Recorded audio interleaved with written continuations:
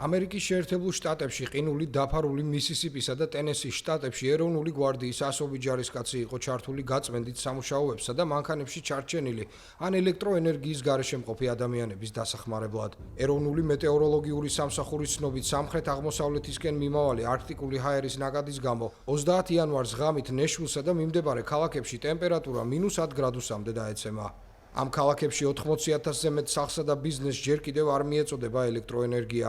როგორც ცნობილია, რამდენიმე დღის წინ ამერიკის შეერთებული შტატების აღმოსავლეთ ნაწილში ძლიერმა შტორმმა დიდ თოვლობა და ყინვა გამოიწვია.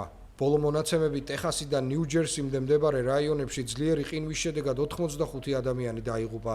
გარდაცვალების შემთხვევების დაახლოებით ნახევარი ტენესის, მისისიპისა და ლუიზიანას შტატებში გამოვლინდა. ხანგრძლივმა ყინვამ მოსახლეობა სასოწარკვეთილ მდგომარეობაში ჩააგდო, რადგან მათი რეგიონი ასეთ მოვლენებს არ არის შეჩვეული.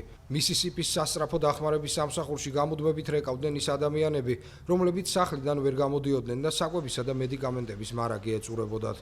ტენესის შტატში სოციალურმა მუშაკებმა პოლიციასთან და მეხანძრეებთან ერთად მოინახულეს ის მცხოვრებლები, რომელთაგანაც დღეების განმავლობაში არაფერი ისმოდა.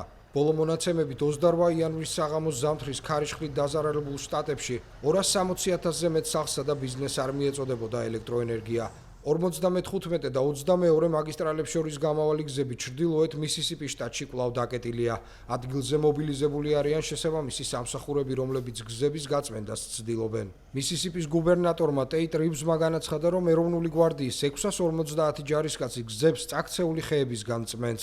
სატვირთო მანქანებითა და ვერტმფრენებით კი მოსახლეობას საკვებს, საბნებსა და სხვა მარაგს აწვდიან. ეროვნული მეტეოროლოგიური სამსახურის ცნობით 29 იანვრის ღამით მისისიპის ზოგიერთ ნაწილში თოვლის სახით მცირე ნალექი მოვიდა.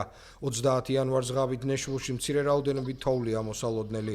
სინოპტიკოსების თქმით, ყველაზე დიდი საფრთხე მოსახლეობისთვის გაუსაძლისი სიცივე და ქარია.